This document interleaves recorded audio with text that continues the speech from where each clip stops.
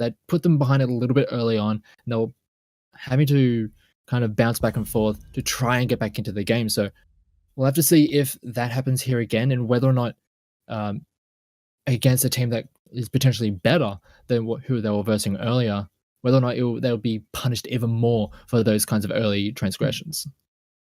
Yeah, that's true. I mean, because I think you hit the nail on the head perfectly with that. It's just the level of punishment that we'll see in this game versus the other. I mean, these teams are. I mean, this is the finals for HeroesHype Amateur Series week number 87, and these teams are going to be putting on a pretty good show for us, I think. Genji ban right out the gate though. Looks like they're hovering.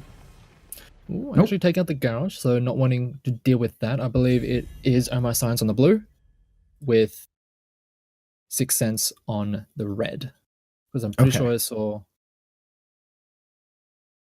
some of the players on those sides. I do believe you're right. I'm pretty sure. I threw a message in chat really quick just to. So all my science is on the left. I do believe you were correct on that. Yes. And then 6 cents. Not wanting to deal with that, gosh. Not wanting that potential early game punishment to have any impact. And the Tassada going away as well. So not wanting to deal with that as well, because we've been seeing a lot of the Valor compositions coming out from My Science. Well, at least a bunch of Valor picks, not necessarily Valor-centric compositions, but we're seeing a lot of Valor play coming out from them. So not wanting to give My Science any opportunity to try and supplement that with some of those supports that we're used to seeing with her, like the Tassada, like potentially even an Oriole or even a Morales, but we'll have to wait and see once we get later on in the draft. But that does leave open that ETC as the first pick, and we've been seeing that so often today. I honestly think that it is a priority for almost any one of these teams, and I like in my casting as well. Like I have seen a lot of ETC play. He's one of those heroes that, and I was actually just about to say, just like a lot like Murden, where he got changed, but realistically, that didn't really take him out of a priority. It's just we're seeing just kind of a difference in as this game is progressing, and new heroes are put in and such. Like you'll start picking different heroes into different more different compositions. Like you could totally do a dive composition with this Murden Greymane right now, but you don't have to. And that's what I really like about it, is that they don't, going into the ban phase, they've only showed an assassin and a tank, and that's really, really smart on the side of 6 cents. Yeah, and not only are they just like not giving away too much, they're like Greymane is a very good high up in the draft pick because of his versatility. Same with Murden, and same with like ATC. You're not giving away too much, and you're able to, as you mentioned, adjust your draft depending on what your opponents end up going with. We'll have to wait and see how the next bans and the later ends of the draft go, but it's a very strong opening picks from 6 cents. But looking at the other side, back over to My Science, that Valor has been picked up yet again, and they also have that Malthael, so we could very well see that Aaro again, just looking at it, pretty much a carbon copy draft from what they did on Dragonshire before. We were you were mentioning all these things, and I'm just like, yeah. And I'm just like, are they gonna go Ana? Are they gonna go Karazi? Like I see, like I'm but the thing is, like, I don't blame them if they do. I think it was very strong, and it was well rounded, and it worked. But you never know if maybe that draft was a little bit tailor made for what they're up against. I mean, exactly. I mean, the Karazi does punish the garage quite well, especially with the 7-sided strike once we get there. Mm-hmm. So that worked out very well for them. Not necessarily the same kind of impact onto something like a Murden, who can just leap himself out of there. Right. But we'll just have to wait and see. They are going to be banning. It looks like they're going to be banning away. Actually, they look like they're going to ban away the Rhaegar when you get away one of those priority healers. But they are going to take away the Falstad, not wanting to deal with any of that global pressure. So we saw My Science go up against the Garrosh and the Falstad the previous time they were on Dragonshire. Now they just don't want to deal with it whatsoever. Exactly. I mean, I don't blame them. It was a nuisance a lot of the time. The gust also was just, there were a couple situations where that gust into, a lot of those corners was big for the enemy team. The other thing to consider too is that, they took wind tunnel that game too. So that was also a big thing that they utilized for a big disengage that they had onto their core at one point. So I don't blame them because it's just. Yeah. Excuse me. It was a bit of a snap decision because I believe they picked up that level 20 as the push was coming in. So it was I kind think of a so snap. too. We needed the wind tunnel or else we lose. They still ended up losing, but it was just a snap decision. But still very obnoxious to deal with when you're trying to push into a point. So it's not going to be in this game. We'll just have to wait. There's a few more seconds to see where the rest of this draft goes. The Aaro is actually going to be stolen away by 6 cents. It's going to be paired up with the Malfurion, and I actually quite like that pick coming out at 6 cents. Take it away from the potential from my science potentially picking that up and just force them onto something else. I really like that. I mean, it just shows that, maybe they caught that draft or they were just like, hey, let's just take Ana. The interesting thing is Malfurion here. I'm curious to see the priority onto him for, I guess it would just be the overall the Twilight Dream to ruin Malthael and etc if they do dive in. That is the thing. He is quite good at returning fire when a team starts to dive on you. As you mentioned, that Twilight Dream, once that Malthael and etc start diving in, is going to make their life not all that enjoyable. And also, one thing to note is that on this patch, Moonburn has been just taken away. So he doesn't have that talent whatsoever. So interesting to see that Malfurion is still having a decent amount of priority, but the last two picks, the Rhaegar and the Medivh, we were talking about the Medivh earlier on and how, yes, healing or supports have had a lot of their healing numbers dropped, but shielding and protected still hasn't been touched, and those are still pretty good things to have, and Medivh is, in the right hands, devastating to go up against. And I've seen some Medivhs who they get that portal into the backline and you just watch a 5-man come through the other side.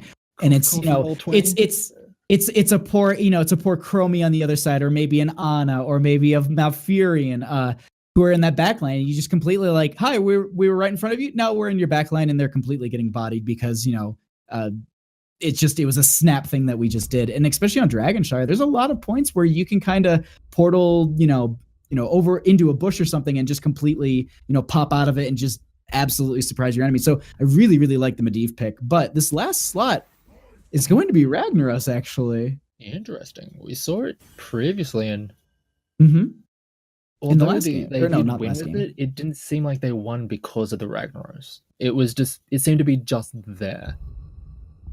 So interesting to see how this one's going to go, especially on a map where it's not necessarily a map that you'd put high on the priority list for a Ragnaros. I honestly, I agree so much with that, because like it popped and I'm like, last slot Ragnaros. Okay, all right. I mean, like, reasonably okay in the soil lane. He does sustain reasonably well, especially against something like a Malthael. You both essentially got the same goals in lane. Right. You just want to just clear waves, sustain through any potential damage, try and put a little bit of pressure down on your opponents, and then see where it goes from there. So if it's more for the matchup, I can understand that. But yeah, it's going to be interesting to see how they play that out. I'm really excited, because the other thing to consider too is just I'm just really, really excited about those Medivh portals. Like, that's the big thing that, like, I'm just ecstatic to see, like, how are they going to be utilized? Is it going to be more of a engage tool, disengage tool? But we'll see. Well, one thing that we'll have to be very careful about is blindly going into portals, because Malfurion, yes, he can be vulnerable at a back line, but if he puts an entangling roots underneath those portals, everyone can just walk out into an entangling root and just get wrecked. So they have to be very careful with where they're portaling to, and just essentially just managing the cooldowns of some of the specific heroes that can just really just deny that potential play. Absolutely. I'm excited about this, but let's get into these names. On the left-hand side, we do have Oh My Science with Dark Chimera on that Rhaegar. Siru will be on the Malthael. Troy 1010 will be on that Vala. Battery will be on the Medivh. And we have... Sorry, did I missed one completely. Dark ETC. On the ETC, thank you.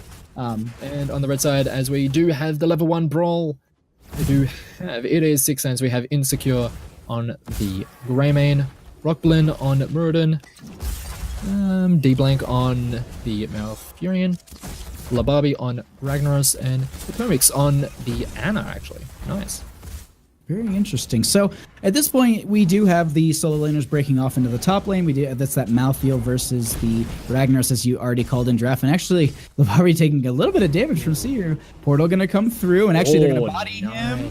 And that will be the first kill of the game, going over to Oh My Science. Very nice rotation there from that Medivh. It was already going in favor of that Malthael, but just getting in there to secure that for their team just gives them a lot of extra room on this top side of the map. Having this Ana trying to just hold on by herself, she's not the most sustainable or most self-reliant of heroes, that poor Ana, so she's gonna struggle a little bit, and that's a decent amount of damage going down onto that first tower on that top side of the map. Meanwhile, on the bottom side of the map, Rockblin is taken very low. He's trying to get out of there. He does use his slam, doesn't have anything else to get out of there, and that is going to be another kill going over to Oh My Science, and they're in a pretty good position early on in this game. Yeah, they're already channeling, or they're already ready to channel the Dragonite now. There is a little bit of a defense in mid. Looks like Medivh will go ahead and try and start that out, while in bottom, actually they do collect that in mid, but Insecure in bottom was getting hit up a little bit by the Vol as he was diving in. Now Malfurion does have the heals for it, so looks like he will be able to get out, but for a split second I was like, oh, I think they're about to lose their Greymane, and this is not the time to be losing them.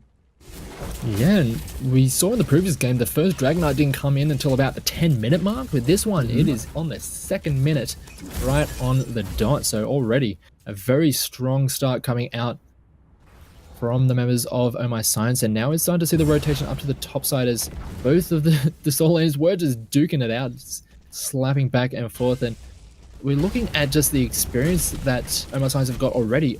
It's already a full level in the lead, and that's a brilliant start for them to have.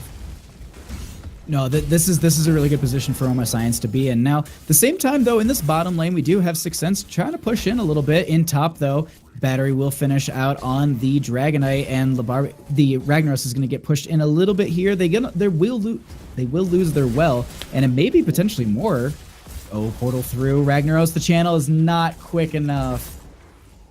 Yeah, and that's what you were talking about earlier with those portals just all of a sudden making a play happen, is Ragnaros sticking around a little bit too long, not really respecting amount of dive potential coming out of those two members, and this is going to give so much more room over to Serayu on this Malthael. He's good.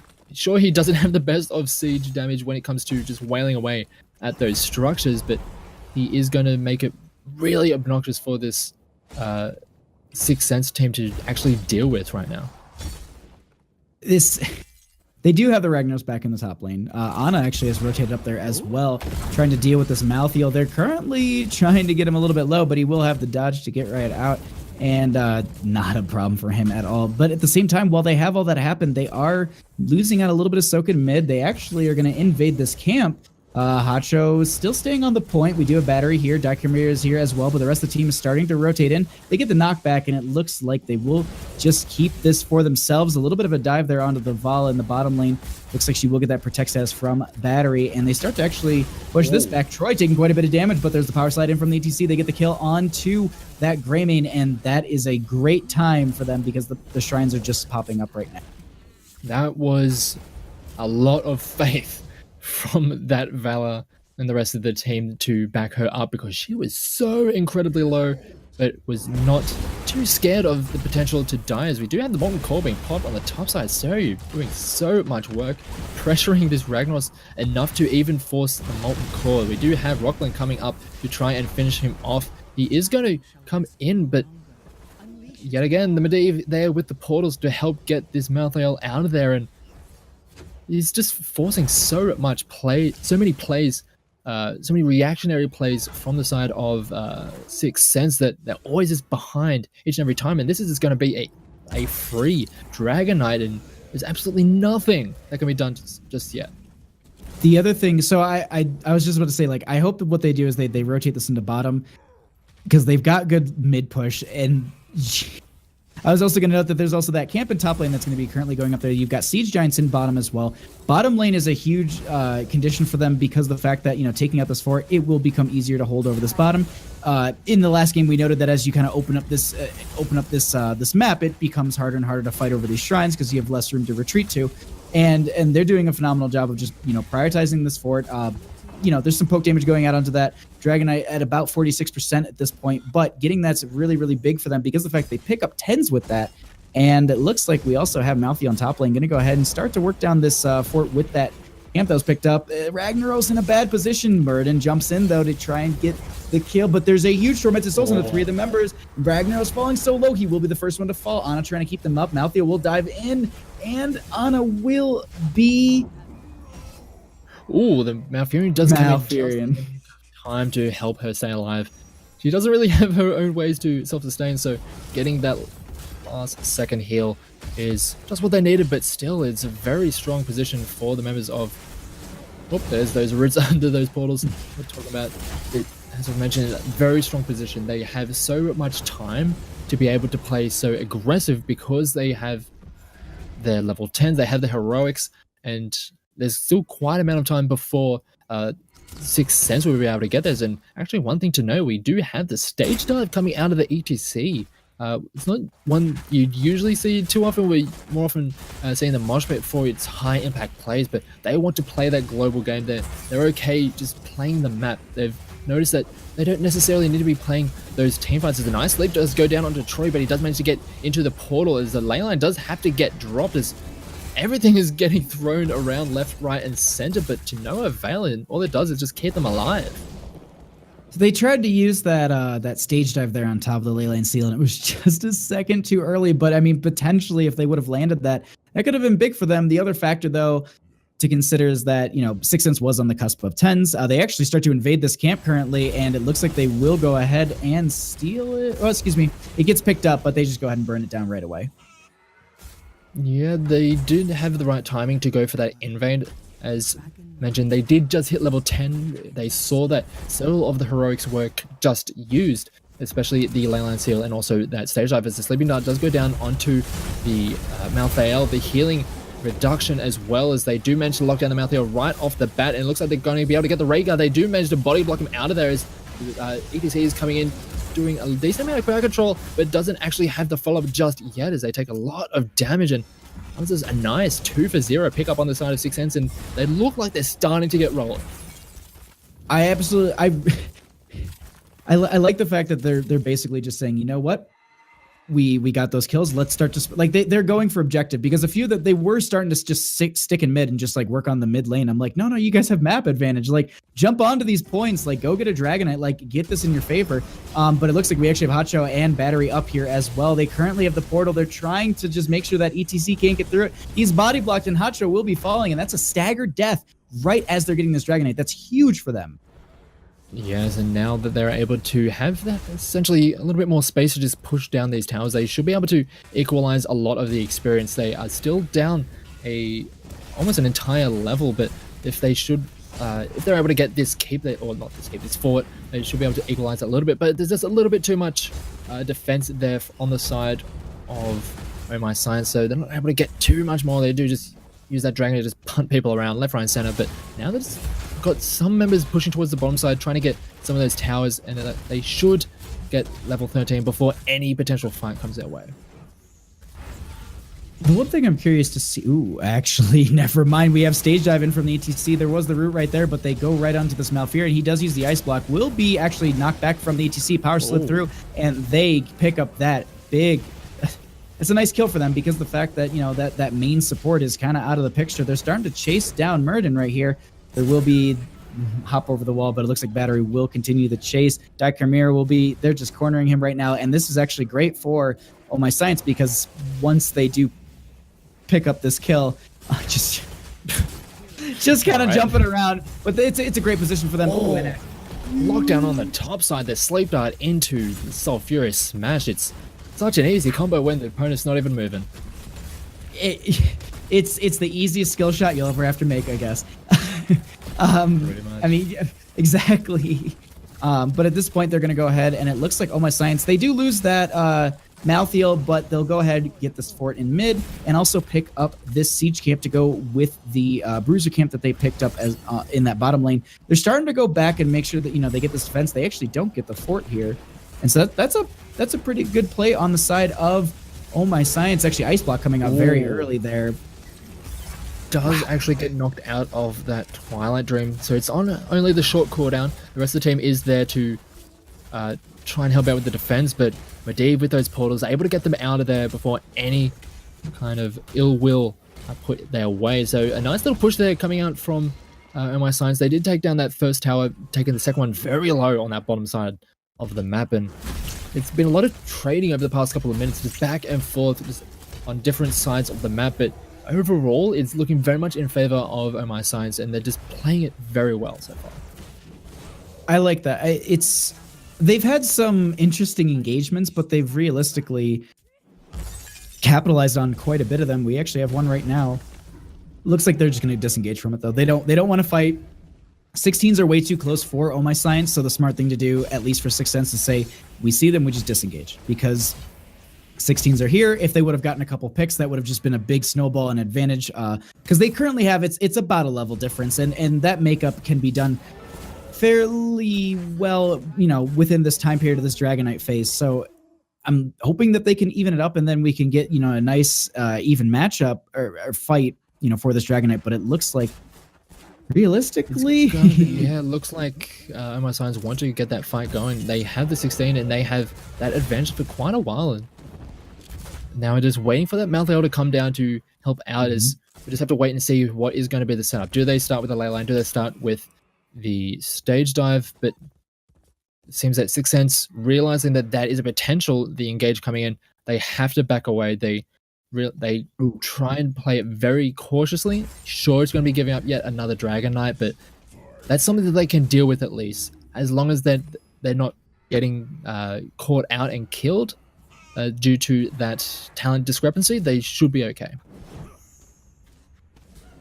No, this should be fine. They should be able to pick this up from the mid lane, so they will have that. They might lose their keep here. It really just depends on how hard they're going to push on the side of Oh My Science. And as well as, okay, so we do have the Molten Core coming out. It is not, I think it was supposed to be kicked right there. Didn't work out. The swing does not connect onto any of the members. Looks like he will get a little bit of poke damage. They do kind of save the keep for now, but that is still the Dragon Knight at 53%, and he's hitting pretty hard at 13 minutes into this game. Yeah, pretty much okay to just keep on wailing away. The rest of the team playing very safe as well. They do actually have Labarbi now, because of that punt, is in all sorts of bad positions. He gets demolished immediately. The Sleep Dart did hit 2 of the supports, but it's not going to be enough. They do have a nice stage dive, and now, a nice Twilight Dream manages to hit 3 members, but they're not able to follow up just yet. They do have Rockland on the back lines trying to just do as much as he can, but it's just not nearly enough. And now he's just out of position, as they do use the Medivh portal to try and just catch up to that poor Muradin, who's trying to get himself away. He does actually manage to get out of there, as Insecure does now engage onto the Malthael as he pops out of the Dragon Knight, but maybe that's not what he really wanted, as the rest of the team does show up. But in the end, they do get the keep. They did get a kill as well, and that's a pretty successful push on the side of Oh My Science. No, they get a keep, and they get a couple picks here and there, and just overall, that also pushed up the lane so much that you can already see that catapults are going to be meeting the minion wave, beyond the fort. So it's naturally going to be having this already advantage. Now, Siege Giants will, deter a little bit, actually invade onto this camp. Even Talontiers, they do see Hacho on top, doesn't have stage dive for the next 8 seconds, so I think that, it's a Medivh protect status. They do protected. He does manage to stay alive just a bit longer, but he gets executed by that Greymane. Just not enough sustainability and durability. But here comes the stage dive. They do lock down several members. They do take down the Greymane. That's a lot of the damage, but there's just so much AoE coming out from both sides. So you trying to keep himself alive. The healing is just there enough. So many low health bars on both sides, but in the end, it's after all is said and done, it's just a 1-for-1. I think I honestly watched Labarbi die twice, but got brought back from the brink of death. Right? Oh my god! Seriously, there was one point where I was like, his health bar is gone. There's 100 to 0, to 100 to almost 0 again. So that was such a strong fight. Honestly, for both teams though, because realistically, that stage dive in, I was just like, here it comes. Like this is the thing that kind of sets it up. But realistically, it didn't, it didn't have the most grand effect as I thought it was going to. And they started to really turn around on the side of Sixth Sense, and that could have been big for them because of the fact if they got maybe 1 or 2 more kills, they really could have evened up that experience difference. But at this time, we already have ETC in top, already capitalizing on the fact that there's no one there, and just getting that point. Yeah, and he has his stage dive up yet again, so he can play very aggressively elsewhere on the map, and he still be a potential threat, as we do have a very strong push coming out from the side of Sixth Senses. They have to be very aware that that is a potential that they could have that ETC coming in, as Rockland is taking a lot of damage out from the members of Oh My Science, and now they're just going to be forced away, as we just have to wait for this next big fight. As So does manage to back himself away from that Storm Bolt, keeps himself safe, as looks like we're trying to get that big rotation from Sixth Sense to that top side to try and cut off that ETC, but he was playing it quite cautiously, realizing that that's a potential. Is now we just have Sixth Sense trying to get back to that defensive posture, not wanting to give up yet another free Dragonite, but now we have level 20 onto the side of Oh My Science, and they have to be very careful with how they play this next fight. Medivh pops a stun, but there's no follow-up. They just want to keep these fights going. They do try and get the execute going onto him, but the portals are just a little bit too good. Manages to get out of there, so nice play coming out of Sixth Sense to at least apply a little bit of pressure, play a little bit more proactively, but we'll have to wait and see just how long they're able to do this with such a talent and level disadvantage. Exactly. We actually had a little bit. We have Rag currently stopping the top channel. We do. Sleep goes out into 2 members, but we do have Murden taking quite a bit of damage. He does pop the avatar form, but he's not enough. Stage dive came out. By the way, just to note really quick, ETC still holding that 20. Yeah, that's one thing that's not too uncommon, because there's quite a few things you can do with that level 20. You can either go with the bolt into the power slide, if you can go for the death metal, should you find yourself in a situation where, hey, I pretty much going to be in a position where I know I'm going to die, but I want to still be useful. He is actually just going to be picking up that Storm Shield, just going for a more team-orientated heroic. So having that just to help out the rest of his team, it just allow, because what we've been seeing is a lot of AoE thrown around in these team fights, and just trying to shore up some of those health bars is really going to help out, as we do have this Dragonite pushing very heavily onto the core, which is already taking damage. The Molten Core was used. Doesn't really get too much, and it isn't going to be dissuading too much, as Lababi just gets punted away. He's taking so much damage. He is going to end up getting almost soloed, finished off by that Medivh, as the Dragonite is continuing to just wail away on that core, and that is going to be game 1 going over to Oh My Science. And what a game number 1 it was. That was, honestly, there were a lot of moments where I was just like, Sixth Sense, they got this. And then I'm like, no. Oh My Science, they have it. And it was such a good back and forth match. But overall, into that late game, we definitely saw the dynamic shift into the favor of Oh My Science. And they really they turned on to, they turned it on against Sixth Sense. And they were just like, that hold in bottom when they had that Dragonite, and they just, pushed into that keep. And even when they got it, they just kept, holding up that lane and getting that natural pressure from the catapults was really big for them. So overall, the map play from Oh My Science was amazing here. The team fighting, though, from Sixth Sense is I'm really interested by this to see what they bring to game number 2, if they maybe tweak a couple things, because I think in a couple situations, Oh My Science was looked a little not bad or anything, just a little shaky in some of the team fights. But overall, I mean, they still won it over. Yeah, Oh My Science still looking very strong, and I have to start to wonder, do you ban away Troy's Valor? We've seen it 3 times from him, and he's putting up strong numbers each and every time. It's do you just take it away from him, just not allow him to be that much of a threat? I wonder about that too, because as you mentioned, I mean, he's been on almost every game I think we've casted, he's been on the Vala. Like every game we've seen of this team, he has been on that Valor. So do you take it away from him, force him onto something else, see if there's another string to that bow of his, and if not, hey, you get a nice win. But at least you have to try, because if you keep on losing to the one thing over and over, it doesn't feel good, considering the fact that you had the draft to try and deal with that.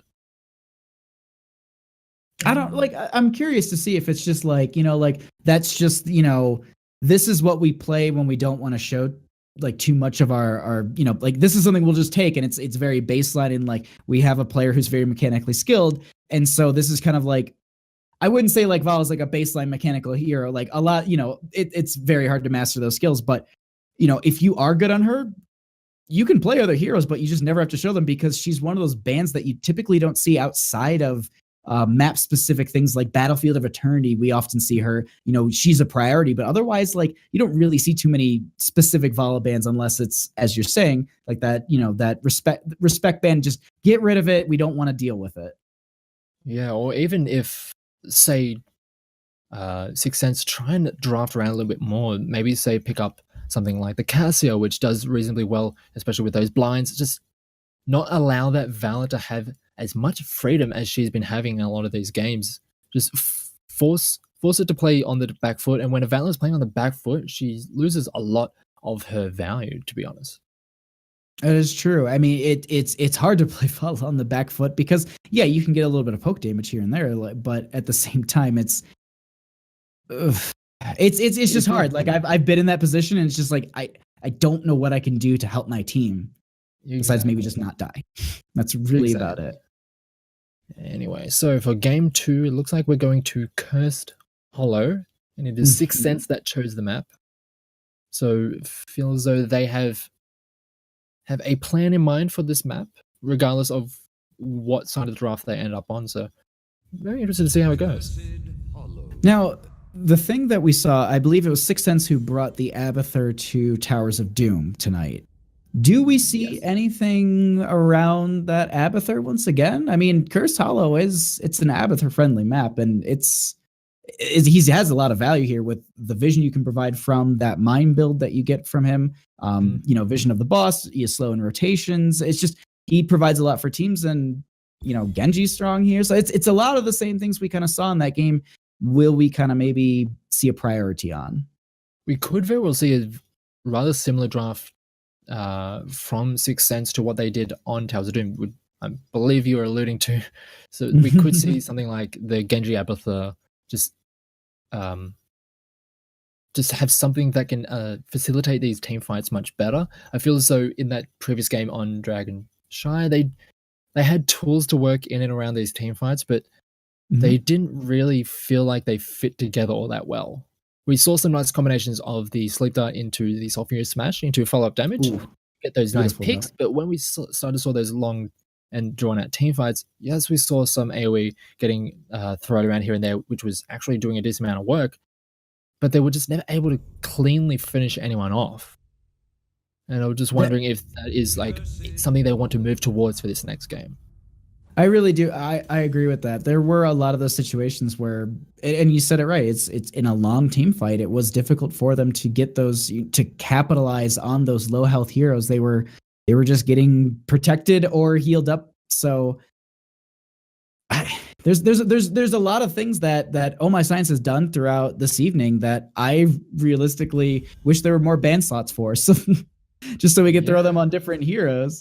But it looks like I believe everyone, well, a lot of people are waiting for the day when we get extra bans in the draft. I believe there's enough heroes in the game to kind of warrant it.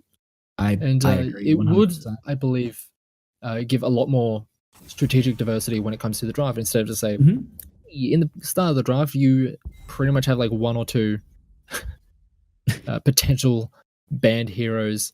You take out the things you don't want to deal with are the 2 strongest things for the map. Like that's really it. Like, and that's as we see again, Garrosh and Tassadar. It's like those 2 are just you could just put like a placeholder of their face at those points, and you'll be right majority of the time.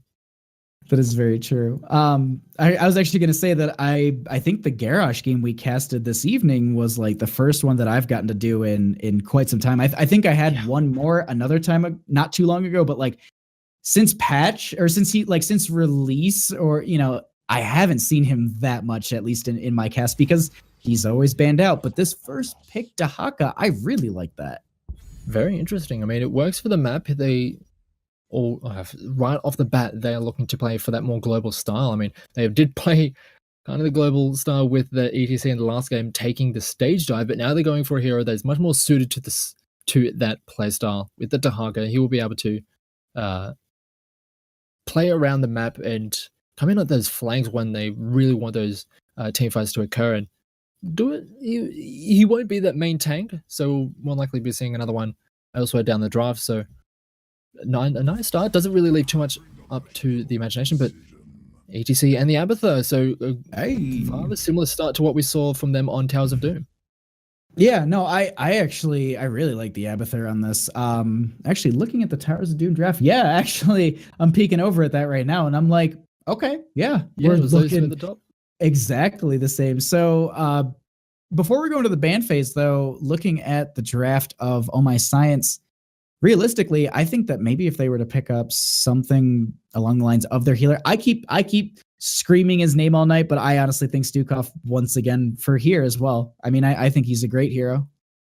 Well, we saw what the very aggressive Apathy Genji composition was able to do against that Stukov on the Towers of Doom, so we'll have to see whether or not that is an option they go for. It is going to be the Lucio and the Greyman, so they're not really giving away too much when it comes to their front line.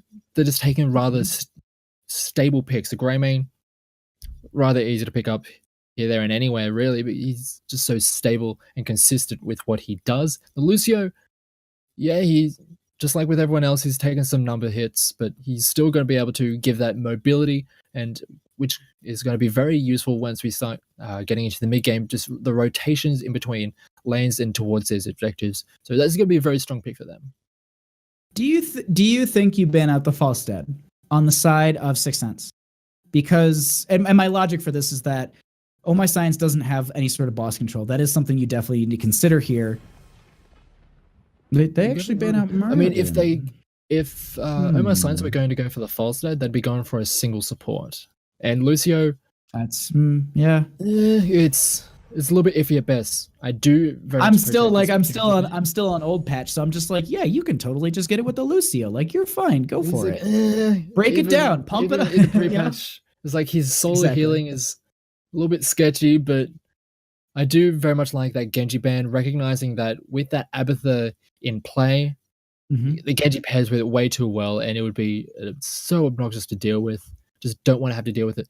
But there's still quite a few things that can work out reasonably well as an Abathur clone or just alongside that Abathur. We saw that Leoric is still available, that we saw them use on Towers of Doom.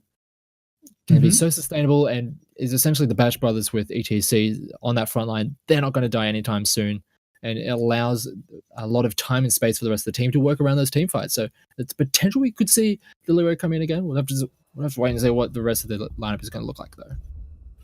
I'm wondering if they do kind of look at some of their old draft, but realistically here, well, there's that Stukov for you, and they don't have the Genji diving after him. They also get the Sonya, so now I believe they're just going to be waiting for their range DPS. Yeah, pretty strong looks like lineup coming out from Sixth Sense so far. I really like their draft is great. I honestly could say that you could clone any target. Typically, you'll probably clone the damage, but double ETC is still, wonderful zoning tool. And, there's just everyone on your team is a viable option, in my opinion, in this situation, especially on a map like Cursed Hollow. Like, if you have a long drawn out team fight, you grab a clone on the Stukov and you keep your team up. And yes, you are basically double supporting, but I mean, that's why you had the Abathur. You wanted that extra, you wanted a second support to heal you through a fight. So that way you can, completely just, body a team if needed. But typically you just see it on that hyper carry. Or even like a Sonya, if you have two of those whirling around in a team fight, that can be really obnoxious to deal with. But now we're just starting to see the last picks, and it is going to still be the double support coming out from Oh My Science, and the Arthurs is going to be on that front line. Alongside that, Lucio does make a lot more sense, because one thing the Arthurs can struggle with is getting into team fights and getting into the right position for team fights, or inversely, getting out of those. But the Lucio, with his speed boost, should be able to help out quite a bit. And also the Ana, with the amount of healing with the Biotic Grenade, is going to allow him to be so sustainable on that front line that he could be really obnoxious to try and just dislodge in around these points on the map. That's you noted that was a very, very important thing that you noted, is that biotic grenade. From paired with the Lucio, you get that onto all three members. That's actually all five members. You just drop it right at your feet if you're all kind of stacked, and you just get a just value of healing. So a ton of that from the Ana, and as you said with Arthas, that's a really good point to actually just maneuver him around, get that little bit of speed boost, help him kind of get in position, because he can be a little bit slow, but it's just Tychus.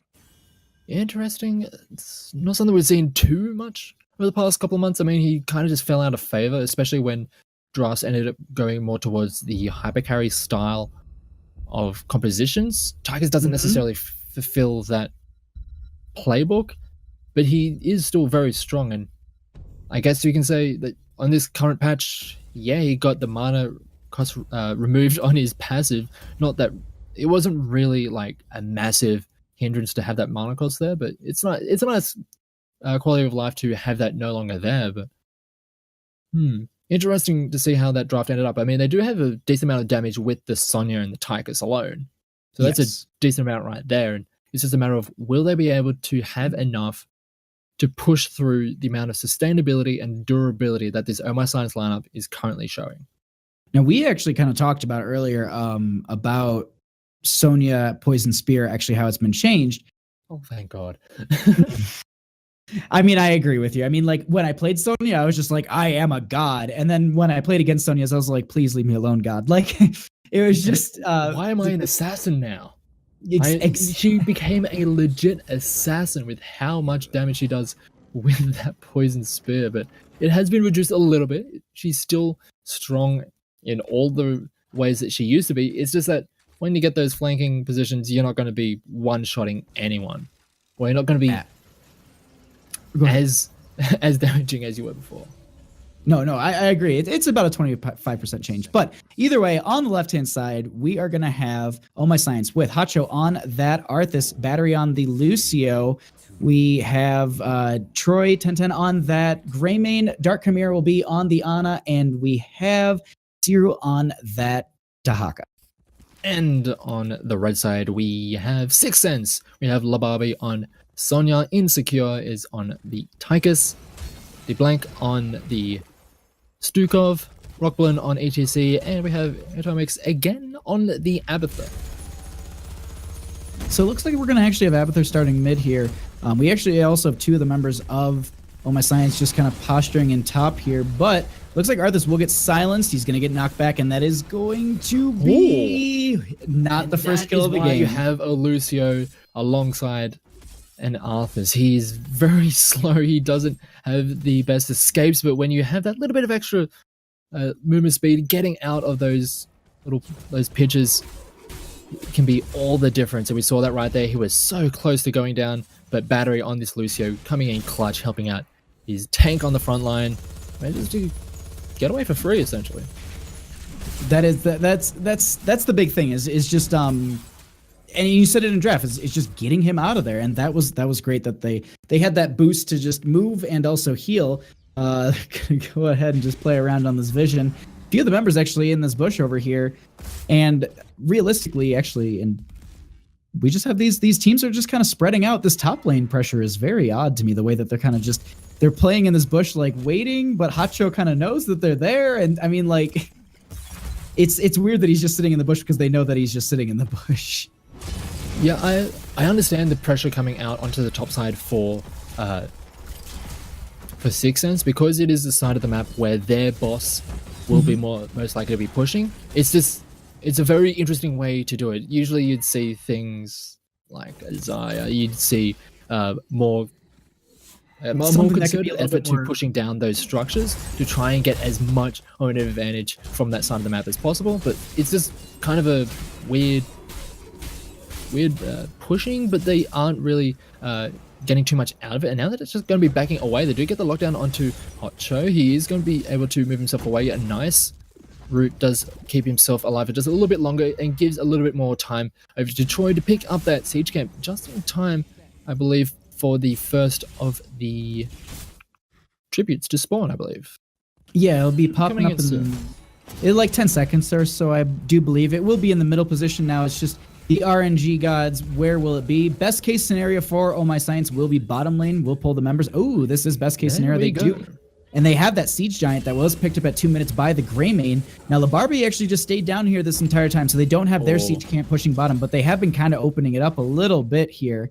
It looks like there is a little bit of a fight happening, though, in this rotation. Troy taking quite a bit of damage, and he will, oh my god, have the disengage. And you absolute legend. You managed to get enough healing. The sleep darts, the biotic grenade was doing just enough to keep his ally alive. And I was praising Battery earlier for keeping the Arthas alive, but got to be praising that Ana Dark Chimera for keeping that Greymane alive. And they did manage to get that tribute, and they're also able to keep on applying a lot of pressure on this top side of the map. As you mentioned, that giant camp taken so pretty much at the perfect time to be playing the pressure. They're able to do so much with it, but we see Hotcho is getting caught out in the rotation, trying to get help from the rest of the team, but it's just not enough. The Lurking Arm is going to deny any kind of self-sustain, and that is going to be a nice kill going over to 6 cents, but just a bit of trading back and forth right now. Yeah, it looks like that's exactly it. I mean, in top, we have a couple members just up here for this defense. Once the, this push is starting to come down the lane, there is Battery in mid currently soaking, so he does have that. And with this Abathur, they do have a lot of split soaking, and they do also have a little bit of an advantage with one of the kills there. But, I mean, 6 cents, they've got the advantage technically. But they're postured up for this next tribute point, and I think this is probably going to be a give at this time. Seer going to be actually chased out of his own lane. Yeah, I was wondering that just a little bit. Labarbi on this Sonya. Sure, there's been a little bit of a damage nerf onto that Poison Spear, but it still does a decent amount. It's still really obnoxious to deal with, and it's forcing away this Dahaga, and there's only so much you can do. He's already tapped the well, and with Insecure coming in as well, it looks like they could very well just take down this fort on the bottom side of the map, and there's not really a hell of a lot that the rest of Oh My Science can do. They are taking the fort on the top side of the map. It's just going to end up just being a trade fort for fort, so making the most of a rather bad situation. Both sides is getting pretty okay out of that. They're both really prioritizing that boss lane, as you had noted. Being where you put a lot of your heavier push. Looks like they're kind of posturing around this hard camp. ETC providing vision. The team will rotate in, though. Yeah, the thing about talking about the boss lane, they are kind of on the opposite sides, as they do manage to catch out Hotcho. Those mines doing so very much in terms of vision, and they do manage to pick off that kill in rotation yet again, and a very perfect time to be doing it, as they do have that tribute spawning. But it looks like 6 cents, they're starting to look towards that boss, and I was about to talk about, hey, yeah, they've taken forts for the boss lane, but they're kind of the opposite boss lane side. But it's they the do aggressive manage boss to catch out. Exactly, it's the aggressive boss lane as Soryu is trying to get himself out of there. Does get hit up with that Poison Spear yet again, but he does have the Brush Stalker movement speed, and he will actually manage to get out of there. So what could have turned into an incredibly precarious situation, or it was a precarious situation, Soryu does he just bushwalks his way to safety, gets the help from Battery, and they even managed to get the tribute out of that, so they didn't really lose anything, in a brilliant spot for Oh My Science. And it's the game that they're playing is very interesting. I mean, they're down tens, and at this point, the way that they play, you kind of don't really. It doesn't seem that way because of the way that they're kind of rotating, that they're taking these fights. But it looks like both teams are just going to go ahead and just work down these bosses and just create pressure, as this next tribute should be spawning quite soon. I believe it should be in the top position, so it should be in favor for 6 cents here. Or no, excuse me, we're on the fourth. It's going to randomize. It's on the bottom side, so it's a pretty good position for the side of Oh My Science. They do have bosses pushing on top and bottom for the red and the blue respectively, and already a very good setup coming out from Oh My Science. So they do have this very considerable front line just blocking them away. They won't be able to finish it, as a nice grenade comes in, as the spear comes in and locks down that Ana, and she goes down immediately, starting off the fight on a perfect foot, as a nice little bit of lockdown coming out from the members of Oh Oh My Science, but it looks like the Arthas is going to be the next one to fall. They don't really have enough damage coming out to stick, or even just enough durability to stick around in these fights, as Insecure is just shredding through the front line and then moving on to the back line as 4 go down, and they didn't even manage to get the tribute on the side of Oh My Science, and Sixth Sense is just going to clean up that fight. They're going to clean up that boss, and they are in a brilliant position right now. This is a great spot for Sixth Sense to be in because of the fact that they've, they saved their fort in bottom. They're getting a fort in top, so this is just only opening up their win condition further down the road. And also just, this is starting to be, you can see that the level gap is starting. It's going in favor of Sixth Sense here. Just they're playing a completely different game here. This Abathur game is really throwing them up. And the other thing I just wanted to note really quickly, the Greymane. Yeah, I did notice that he hasn't gone for the more safe and consistent cocktail build. He has gone for the auto attack heavy build with the Quicksilver bullets and also Eyes in the Dark, viciousness. He wants to be in and amongst it, and it makes sense for the map because this isn't necessarily a map where you want to be just like poking around and clearing waves with cocktails, but it is a very risky build and you can get caught out trying to make the plays, and we've been seeing that a little bit so far, and already 6 kills in favor of Sixth Sense as they are getting set up in advance for this next tribute, as they do get a lot of damage down onto Rockland as he is going to be forced away, as they do get the lockdown onto Troy as he takes a lot of damage from La Barbie. They're trying to turn around onto her as the second Tychus comes in. The nice lurking arm does manage to secure the kill onto the Greymane. Rockland is looking to be the first one to be the next one to go down, as the Thor is going to get popped and he's going to start shredding away at the members of Oh My Science. They do end up losing the ETC on the side of Sixth Sense, but in the end the double support does manage to survive the initial onslaught, and they're going to be able to keep this fight going as Battery trying to get in there, as they do manage to lock him down. He does manage to survive long enough as they do manage to get the lockdown. They do manage to get the next tribute. They do lose the Dahaka. They do take down the Tychus. The fight is so long and protracted that they are going to have members respawning yet again, but it is going to be a massive fight in favor of Oh My Science. They also picked up the tribute, securing the curse, and they're going to have a lot of position to push. That's very good for them. Ooh, Dark Chimera. I was just about to note on the fact of like getting all these kills, like it was like 11 to 13 at one point. And now it's been evened up, but at this point we actually have the tongue out onto La Barbie here. The boop is out from the Lucio. They actually get the kill on the ETC. La Barbie is getting healed up. Hacho is falling low. Is there a poison spear? No, they do. Actually, the minion steals the kill from the team, and they stagger a death, and they go ahead and work down this lane and just go ahead and pick up this fort.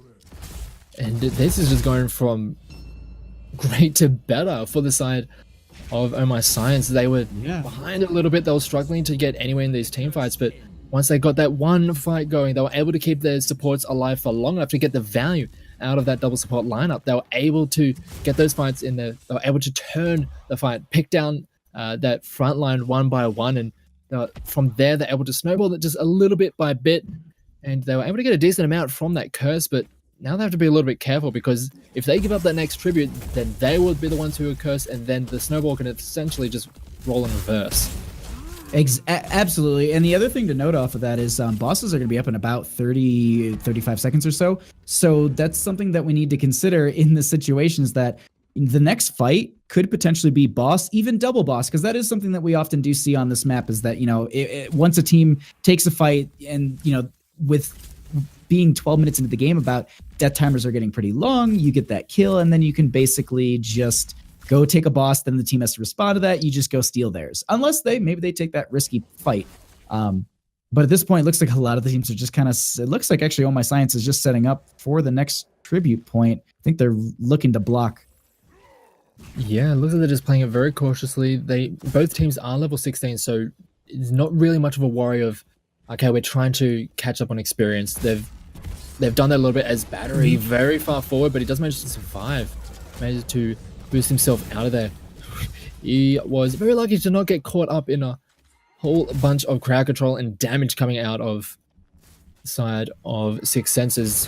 He was essentially walking by the ETC and the Sonya, and that can very well go south very quickly, but does manage to survive it. But it is giving a little bit more time for the Sixth Sense to just play the map. We've been seeing this Abathur do so much work, and we're just looking at the experience. It starts to just push their way ahead, and we have the next tribute, and it is in a brilliant position for Sixth Sense. It's on the top side. They aren't going to be starting on their boss, and unless we are seeing the reaction out of Oh My Science, but it has to be made, because if they give up this curse, that boss is going to do so much more. Oh, the root onto a couple members, but the flailing swipe comes out and they aren't able to collect it. But at the same time, Battery goes ahead and steals away that curse point. So it's just going to be a boss barreling down the top lane now. They are going to need to send someone down to that bottom lane very quickly. Abathur copy, I believe, no, excuse me. Yeah, Abathur copy was used onto the Tychus, so that will be burned and, will be on cooldown for now. Lucio will be going into that bottom lane to kind of clear this up, but it looks like this is what I was talking about, where they got that one boss. Yeah. And it's boss to boss. Now, the thing is, though, they're down a couple heroics here, but if they get this kill on Dahacho, it's definitely theirs.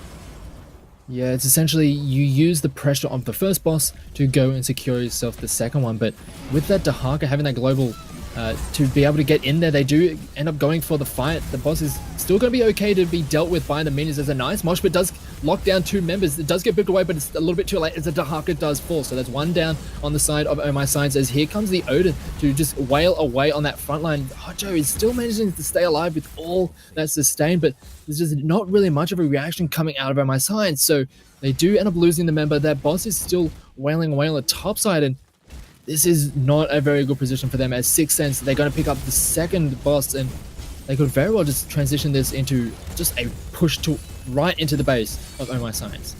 They really could. I mean, realistically, I was going to say, that they can't take this curse point, which they obviously can't. So they go ahead and they steal away this hard camp, which is good for them because it will start to push that keep gate.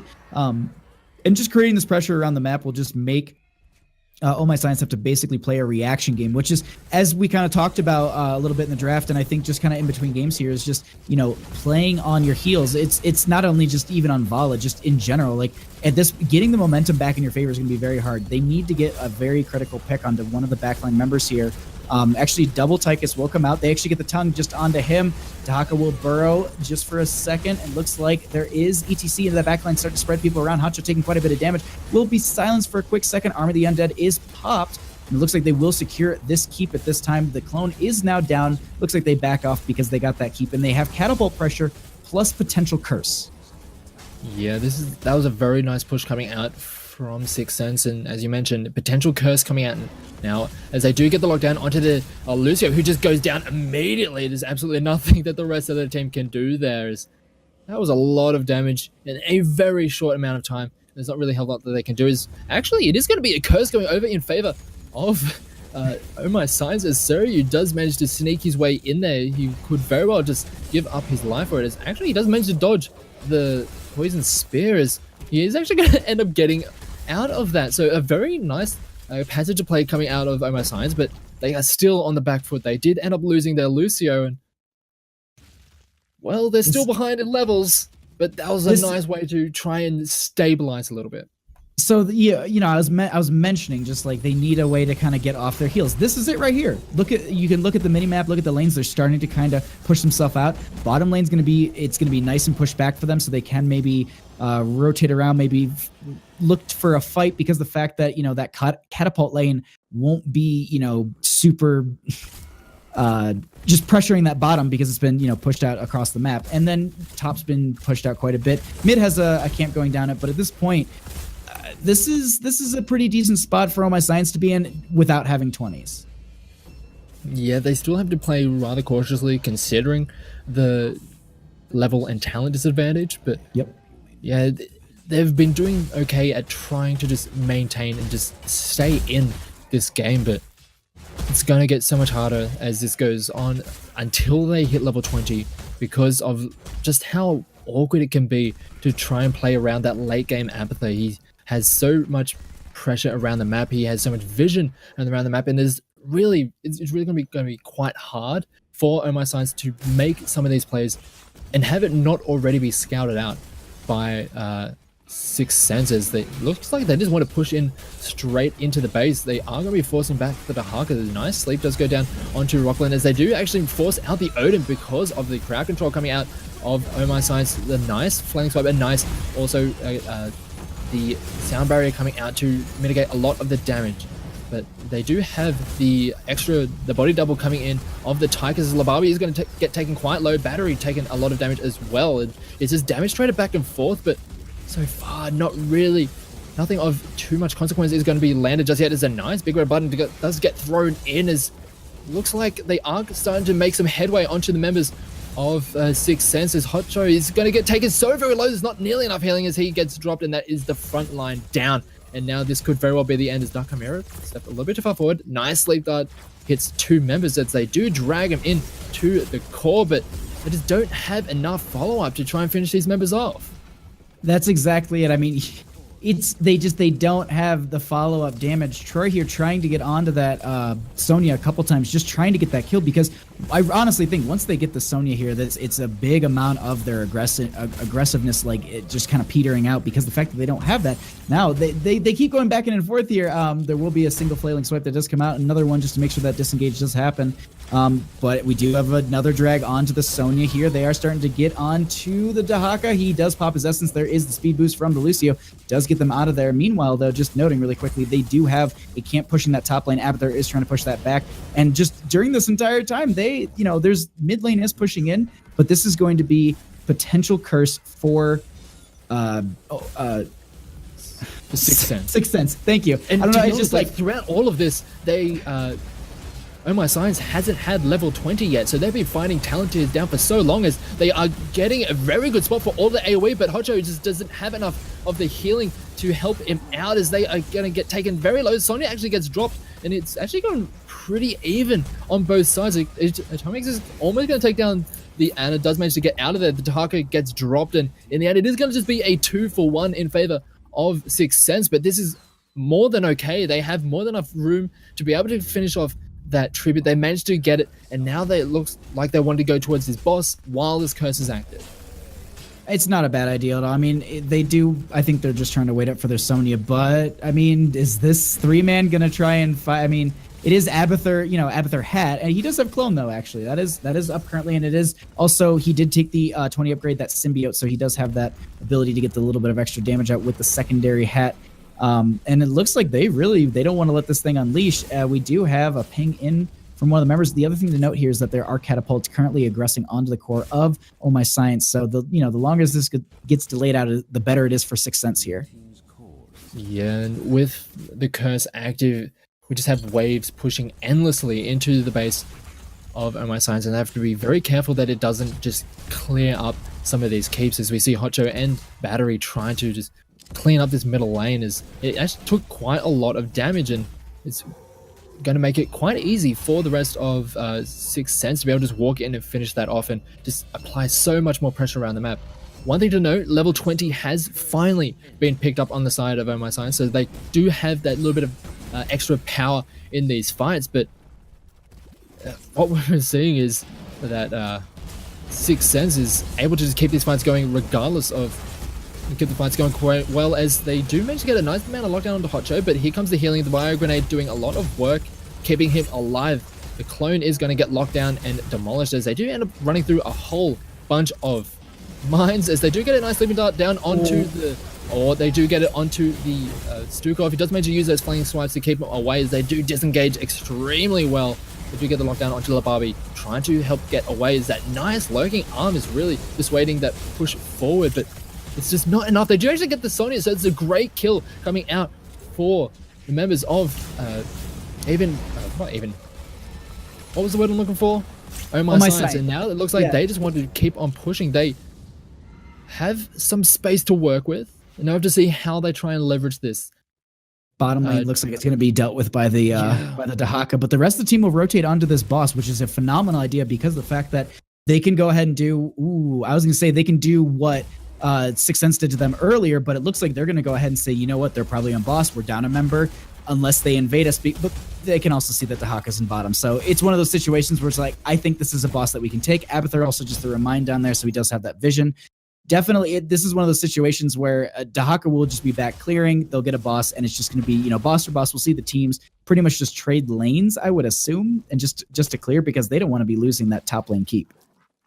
Yeah, we actually have the rest of the members of Oh My Science just pushing down on the bottom side. Looks like they realize that they essentially have this final play to have. If this goes any longer, they don't necessarily have what it takes to keep this going, so they're just going to go all in with this last players. We do have Stereo coming in on the Dahaka, so they want to make this happen, and they need to make it happen because Abathur and that boss on the top side is just going to demolish their base, and there's absolutely nothing they can do about it. A lot of damage going down onto this boss of Oh My Science. They're trying to get away into the base of Sixth Sense. The boss still has a decent amount of health, and it looks like they're trying to make their way onto the core. They're starting to work on it now. A nice looking arm disables the Dahaka, and he can't actually do anything. He dies immediately, and they're not able to get that member onto the cores. They are actually doing a decent amount of damage to it, but the Greymane just gets dropped. And there's not really much of the support there to help him out, as they are getting separated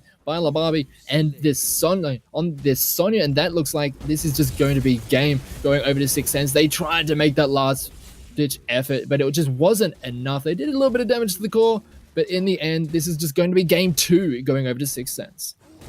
Absolutely, such a good game. Well, I honestly, the back and forth from this game, I gotta give it to these teams. I mean, there were situations where I was like, this is Sixth Sense game. They have it, and then they never ended. And it was one of those situations, like, it wasn't like they could and they just didn't.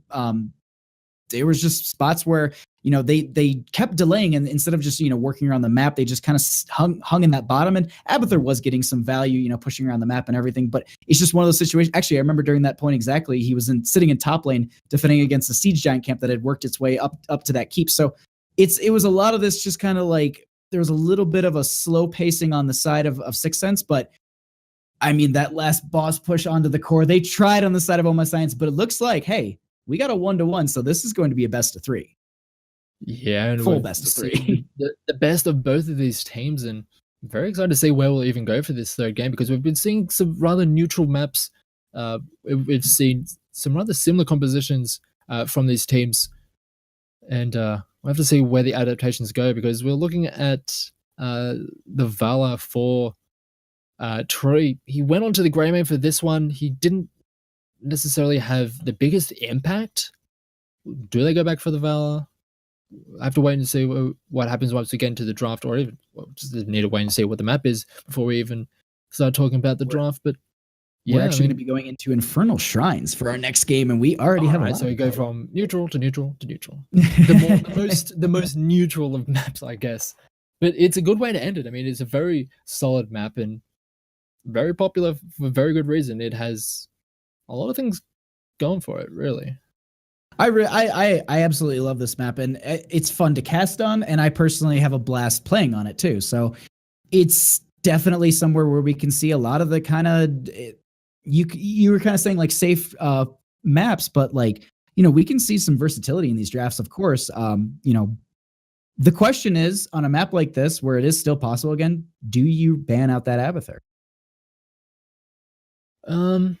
That's a interesting question. I mean, it's not necessarily the map where you'd first pick it, I'd think. I mean, you...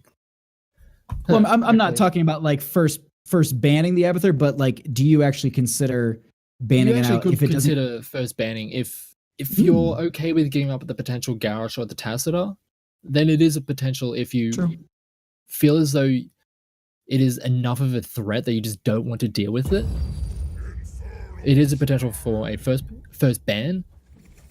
But as I mentioned, it does leave up something. It does leave some things open. And those things are just really just a chore to deal with. And that's exactly, they're chores. You do not want to be just dealing with either of those, especially on a map like this where you can just, it's like, oh, hey, do you want to get pulled and thrown into my team? No? Too bad. Like, or are you trying to run out of a... Or are you trying to run out of a shrine and it's force wall, or it's post 20, it's force walls every like millisecond. Yeah. But this first ban, I actually didn't even peek into the draft here, who was on what side, but no, so it's map pick was OMS, so first pick, first ban would be on the side of Sixth Sense, that's gonna be on the right-hand side. And yeah, I don't know, like, do we just go I'm looking at standard this. Garrosh Tassadar? I think they're trying to force it for themselves, honestly. I think they're trying to basically say, "Oh, my science, do you want to deal with a Tassadar or do you want to deal with a Garrosh?" And they could respond in, oh no, right away. They're just like, we don't want Garrosh. Nah. It's like, can we deal with the Garrosh? Yeah, nah. I honestly still think though that I still think there'll be a priority on ETC here. I personally do.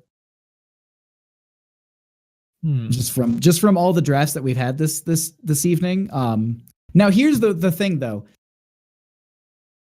Tracer, or not Tracer. I don't know. I was like, don't say Tassadar is still available right now. So I'm wondering if Sixth Sense is sitting there like, we can have. Do we first pick it?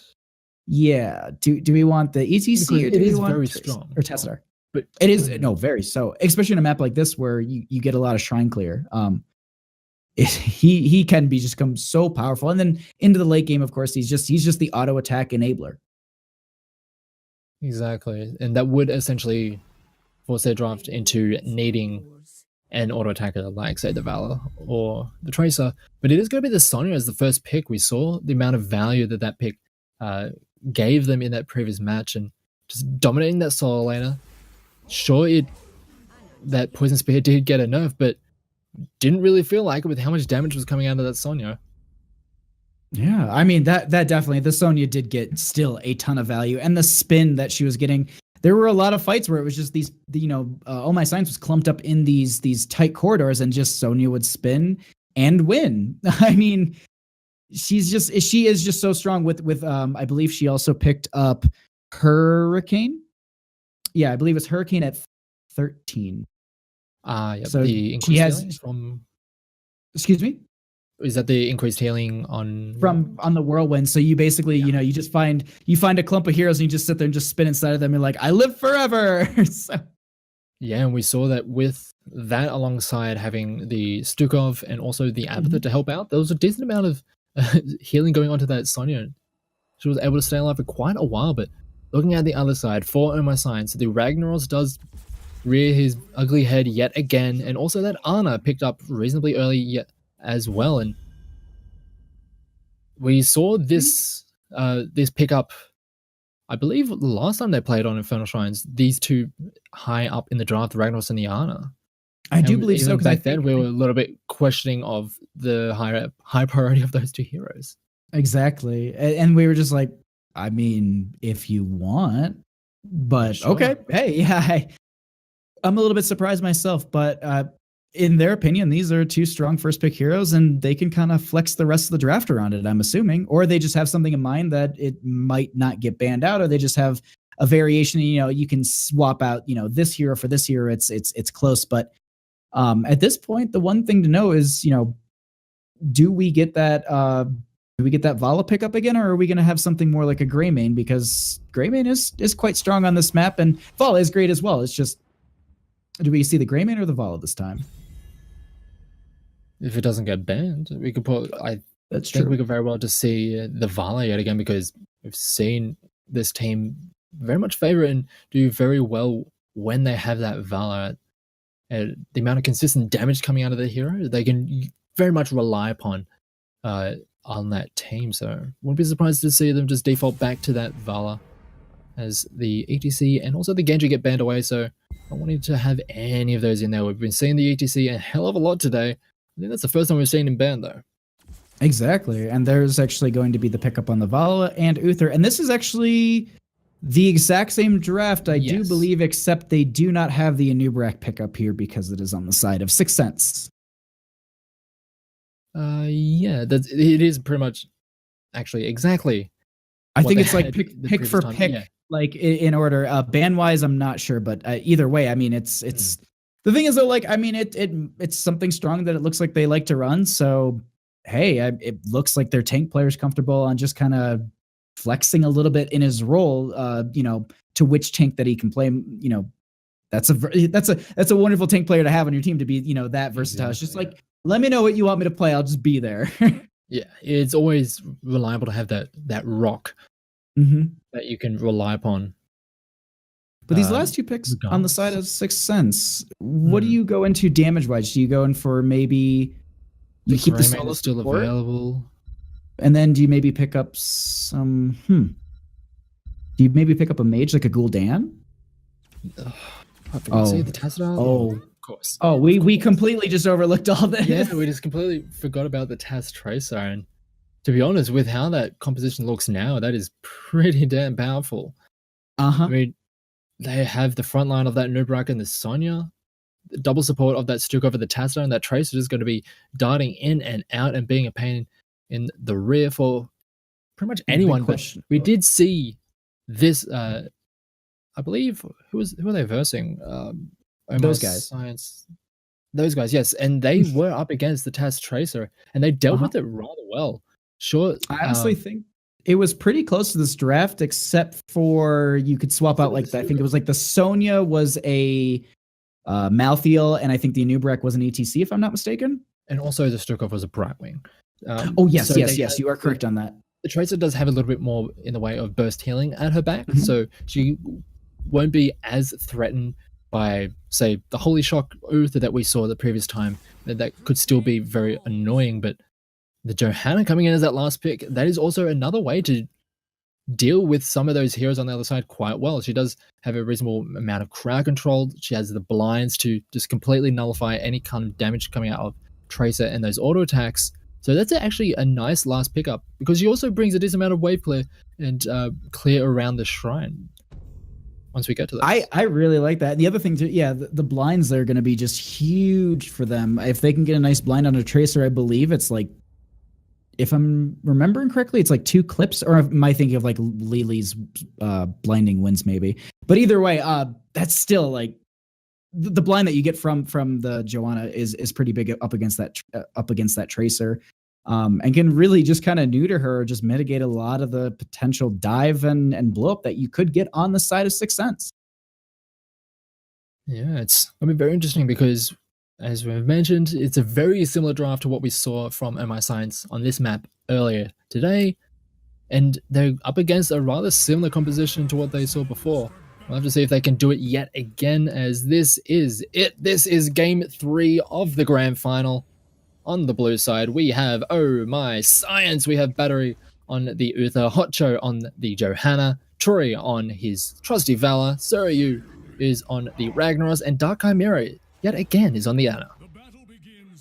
On the right-hand side, we are going to have Sixth Sense with Labarbi on that Sonya, Rocklin on the Anub'arak, D-Block on that Stukov, Insecure on the Tracer, and we have E2 My X. Is E2 My X on the Tassadar? Etobex? What it doesn't like. I think they're emphasizing on certain letters. I don't know. Either way, we're gonna get into this matchup. This is a bit of a different style to what we saw the previous time on this map. We don't have the kill given up at level 1 as we had My Science pushing into a certain lane and then just getting caught out. So just going for the more safe and standard start, and they're not really wanting to. They don't need to pressure too hard too early, as they are just going to have essentially a 1-2-2 lane setup, and actually just going to have some movement, just trying to keep those rotations fresh. And it looks like we actually have a couple members in this bottom lane. They're going to just do like a 4-man rotation between mid and bottom, which it's pretty standard on this map. Nothing too crazy. Actually, no, never mind. They won't do rotations unless it's just a little bit delayed. Either way, we do have the first shrine popping up in about the next 45 seconds. So looking towards that, the priority here would be to try and maybe, weaken out a gate a little bit, and hopefully that's the lane that you get. But realistically, it's just working towards 4 and not really staggering a death or getting caught out too early there.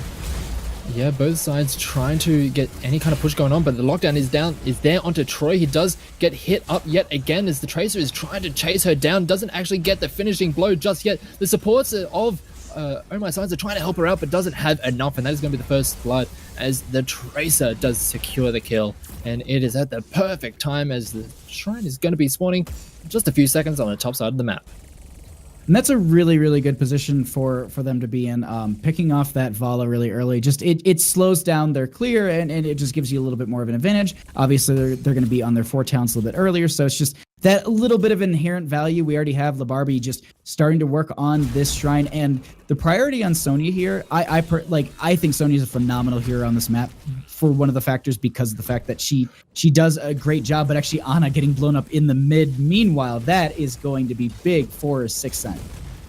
Yeah, nice little pickup there, just catching her even the slightest bit overextended, and that's the thing when you have all that dive potential from an Anubarak and a Tracer. If you're even the slightest bit, even an inch out of position, you can get taken down immediately, especially when you're a very squishy support, even more squishy on this current patch. So having to be a little bit more careful about your positioning there, as we are just getting trading back and forth. We do have a very strong push coming out from 6 items on the bottom side of the map. They will be able to take this forward without much of a response, but there is going to be that Punisher pushing on the top side of the map. So it looks like, yeah, they'll go ahead and they'll just get this fort and bottom. And as you say, it's just, they're kind of just evening it out. And at the same time, yeah, they're closer to 7s, but this Punisher with the rotation, what is currently happening? They're not even responding to this. Yeah, it feels like they just okay trading for forwarders. It looks like they just want to keep on pushing on this bottom side of the map. They're going even towards the keep towers, as the response is finally there for the members of My Signs, and they do manage to force them away with the presence of that Ragnaros. But that top fort is going to be finally taken care of, but there's still a decent amount of health on that Punisher, and it is going to do a decent chunk onto those towers. But yeah, really interesting thought process coming out from the side of 6 cents.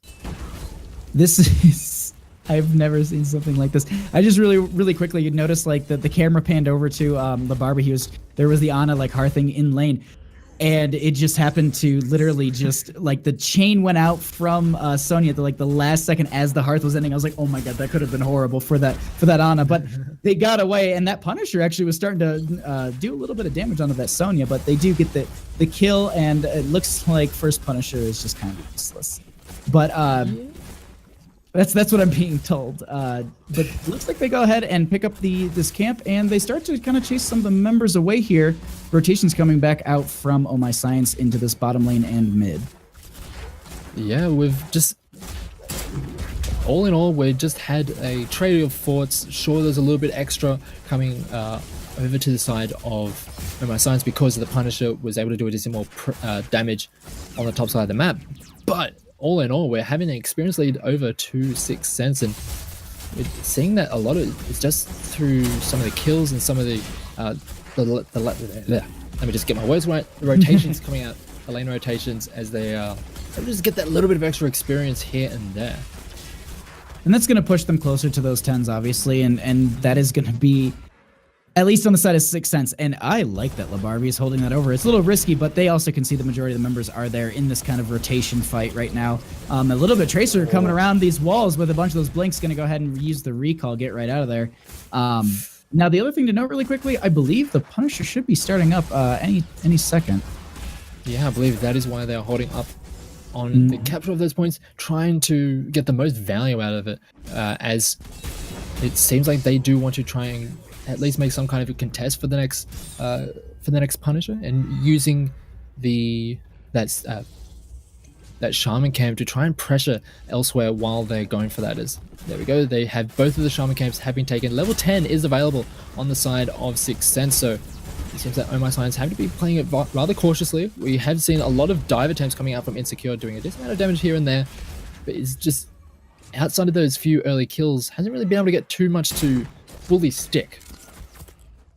That's the other thing too, is just Oh My Science is playing, I hate to use the word passive because like some teams don't want to be called passive sometimes, but it's just they're not the aggressiveness level that we saw from them in some of the earlier games and some of these fights that they had. That was a very early web wrap out onto the Vol, actually, but Tracer does come out, gets the pulse round down to Troy, does take quite a bit of damage, but Hotcho is there to kind of zone a few of the members away. Force Wall does go out, actually. Hotcho, can you get out? Looks like they actually get the bait, and Ragnaros will go ahead, get a huge swing onto a few of the members. Sulfur Smash will land onto the Stukov, taking so much damage, he will be falling. There is the Force Wall for a quick second, does block them, and it looks like they get the pull in, but it looks like at the same time, they save their fort potentially, and they get a kill too. Yeah, a little bit of overextension from the Stukov, not really respecting the lockdown coming out of the Ragnaros and really just getting punished for it. As actually we do have the Johanna taking a lot of damage, having to use the Iron Skin and also using the cleanse out of the Uther. So nice little aggressive play coming out of Insecure, and he's been doing that quite a lot this game, just diving in, just getting the aggressive plays. But as we've seen earlier on, those holy shocks are quite annoying for that Tracer to deal with. And it looks like there's a little bit of a skirmish currently in that top lane. There is a Force Wall on the Battery, kind of keeping them back there a little bit, but the rest of the team does kind of just, they get vision from Tassadar, and realistically they just kind of back off. They pressured them up, pulled them into that top lane, and overall, I mean, I said it in the last game, Sixth Sense is doing a phenomenal job of just controlling the game, and actually a little bit of a fight breaking out. It's just going to be disengaged. But the whole thing is they're making Oh My Science respond to a lot of the things that they're doing. It's their game to control at this point, and you can kind of see it across the map. They're responding as they make these rotations rather than just kind of pushing up their own wave. They're taking quite a bit of damage. The recall is there, but they do not get the kill. Yeah, a nice follow-up, a nice Furious, but it is a brilliant disengaging flailing swipe, but the Stukov is so low, he is going to be able to get himself out of there. The Cocoon does get used, as does the Force Wall. Oh, almost gets hit by that Meteor.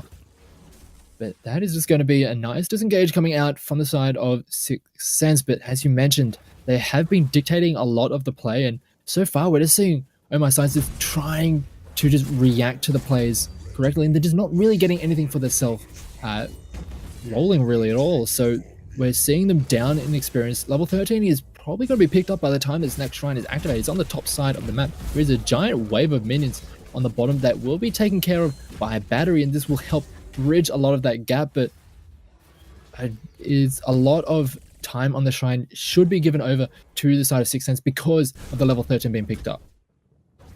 That's I mean, it should be about 13s for both once they get some of this clear, but the thing that I was going to note really quickly is that I love that during a lot of that fighting, they had the Barbie just constantly rotating around. They actually pop, and he goes down.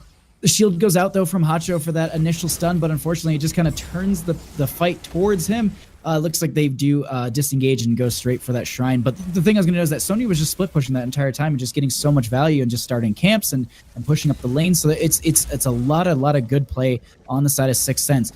And at this point, it's just Oh My Science needs to find the edge, and they need to find their way into these fights, because as you kind of said, this Tracer is just finding all these ins to get onto Troy, and then once they blow up Troy, it's a fight that they can't take anymore, it seems.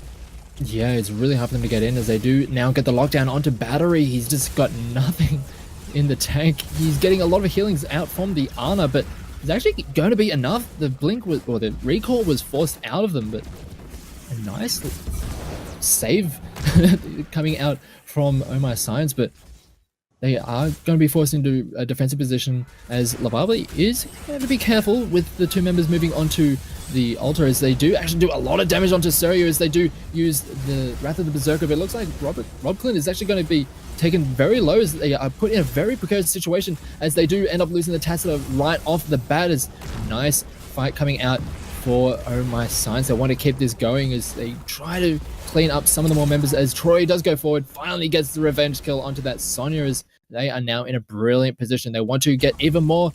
Lang trying to get out of there. He's getting hit with holy shots left, right, and center. He does manage to get to the fountain just in time to keep himself alive, but still a great fight coming out for Oh My Science, and they could very well pick up this next altar, or this next Punisher. And that was huge for Oh My Science, because the other factor to consider is that earlier in the game, this was a top lane Punisher. It did all of the damage that you're currently seeing on the screen. So, you know, it's going to be barreling towards this keep front gate, and they also picked up that camp. And so, meanwhile, in the other lanes, they're trying to push these out, also just keep the experience value in their favor. They get close to 16s, maybe get a kill here onto Troy. Potentially, they could be moving themselves into 16s. They get a bunch of damage, but it does not connect for the whole kill because they do have that Uther and the Ana just completely healing them up. They get the Punisher, and it's now going to be walking down this lane. And I think they already opened up the gate, so the bait over the wall isn't there anymore. So this is a big push, and potentially even on a map like this could be game ending. This has potential to be game ending if not played or not defended correctly. They are going to be dragging it towards the center, but this is allowing the rest of Oh My Science to just push straight onto that keep, doing a lot of damage to it. They're actually not going to be able to fully bait it over to the rest of the keep, as they do get the Divine Shield onto the Ragnarok. They do manage to take down the Nubrak, so this is a great start to the fight. They keep it going. They are actually just going to take that keep and back away. They don't need to overextend. They got the kill, they got the keep, and now they're very much back into this game. This is the edge that they needed to get themselves into this game. They've got 16s. They have control over the map again. This is what we've seen. This is where, you know, every team strives, as you know, when they're doing well on the map. But I mean, we have seen throughout the night that Oh My Science, once they do get map control, it really starts to go in their favor. They really start to rotate around. They'll pick up camps. They'll create pressure, and you know, as Sixth Sense was doing to them, they will start to just make them respond, you know, until that next Punisher. Then they fight over the objective, and that's when it's going to be Sixth Sense's time to try and, you know, get their edge in. A little bit of a fight currently going to be happening. It does not. Okay, no, just kind of breaks off. Just a cheeky sleep dart just to take them down, but they are going to start trying to go for an engagement as Tracer goes in, not able to finish anyone off just yet, as it looks like the Uther is going to take a lot of the aggression, but does manage to survive long enough with the armor and the healing coming out from both sides. They do use the cocoon onto Troy, but they do manage to get him out just in time as Insecure takes a lot of damage. Is going to go down to the Ragnaros with a lot of that long-range artillery coming in, so they will manage to pick up the first kill. That is a lot of the damage out of the way from the Sixth Sense lineup, as Troy wants to keep on going, but be very careful stepping forward. It does manage to back away before that Force Wall does lock him out of there, but a great turnaround there from Oh My Science, and they are just starting to get rolling in these fights, and it's looking pretty good for them. No, they're doing a good job of, and they've got, you know, they're on their toes. They're starting to really, you know, get their control. This is a bottom lane Punisher. If they do manage to pick it up, they already opened up the gate as well. Now, the other thing to consider, though, is if Sixth Sense does take the fight here, we do have a couple members who did go back. So if they do take the fight in this situation, the other thing to note here is that Tracer and Sony are back at court. Didn't take a peek at minimap there, but I was about to be like, they can take this fight, but no, they send a couple members back to clear out those catapults, and at this point, this is the ticking timer for Sixth Sense. They've got catapults starting to stack once again, but this is a shrine that, you know, the longer it goes, it's only better for All My Science.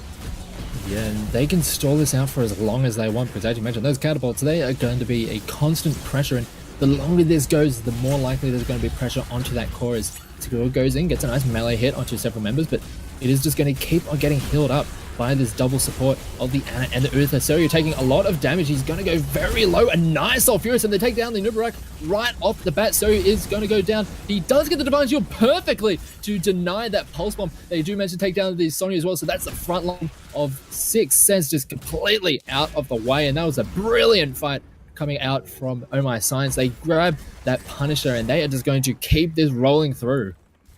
And it looks like they're going to go ahead and actually send that Tracer in the mid. She'll go ahead and clear that out. Now, I'm curious about what they're going to be doing about the top lane. They're going to need to send someone back, so it looks like... Okay, I was curious. I'm like, do they defend this? Do they poke this? No, they're going to go ahead, just go back. They'll give up the fort, play it safe, let their couple members come back. They might lose the keep front gate here, but I personally, if I was on the shoes of Sixth Sense, I would just be like, you know what, give it up. Don't stagger deaths, because this is, you know, we have two of our main tanks, you know, our two tanks coming back right now. So we get these guys, then we take the fight, and Tassadar baiting over the wall there very well, but the Fascia was a little bit too early. Didn't follow and just went back straight to the wall and stayed with the team. Yeah, this has to be essentially their last-ditch effort. We see Lababi around the side trying to get a nice flanking onto some of that backline, but it's just not going to be necessary. He just needs to just sit there and just be there on that front line. It's a nice hammer does go in onto several members as Tomix is going to get taken very low, has to back away as they are going to start working their way on the core. A lot of damage. The Cocoon gets used onto the Ragnaros, but they're not able to clean up anyone just yet. The damage is going through. It's down below 50% as Troy is just wailing away on that core. They're not able to take anyone out just yet. That is going to be game, set, and match going over to Oh My Science, and they take it all. GG's, man. Oh my god. I honestly did not expect that last push to be game ending. I was like, okay, they can get the keep, and they'll have to back off because they'll reposition. But the way that they kind of kited the Immortal or the Punisher around it realistically just kind of turned back and went to core. So they pulled these members, they pulled it off of that keep and towards some of the other one, and then it just kind of was just like, nah, I'm done. Like, let's go push. So even the Punisher was just like, I got you guys, and overall, though, I mean, that was still just such a great back and forth because you really saw Sixth Sense had such good control over that game. And then it looks like we will go ahead, they just swapped it around when they had that in for the fight. So it's insane to see the teams just like turn things around like that just over one simple fight. Yeah, as you mentioned, it was very much in control by Sixth Sense, but there's just some of those fights started to turn around. We saw the team fight that we've been seeing from Oh My Science over the course of the day just really kick into high gear. They were able to turn it around. They were able to, as you mentioned, snowball it very efficiently, essentially just paint the whole map blue. And then we just saw those final fights, just really, really good team fighting. Some of those Defiant Shields onto the Ragnaros were just perfectly timed, just denying any kill by that Tracer. And it's they essentially use the Ragnaros as a bait, just like, hey, let's put this Ragnaros here. Everyone just stacked up on top of him. The Sulfuria Smash came down. The Divine Shield came down. They didn't lose anyone. The damage was there, and they played it incredibly well, and they were able to turn it around and end up taking a very close 2-1. Oh, what a great game. But off of that, we are actually going to be having an interview with actually the Vala that we had talked about for all those games. We will actually be having Troy. Now, I always say 10-10, but is it like 1010? Like it's 10-10. Thanks for asking. There you go. All right. Woo. I got it right. Pew, pew, pew. Hi, congratulations on the win. Hey, thanks. Yeah, it was awesome. It was really cool. So a couple questions for you here. I got one that I got to ask right away. Greymane and Cursed Hollow. What was the reason for the change in the build?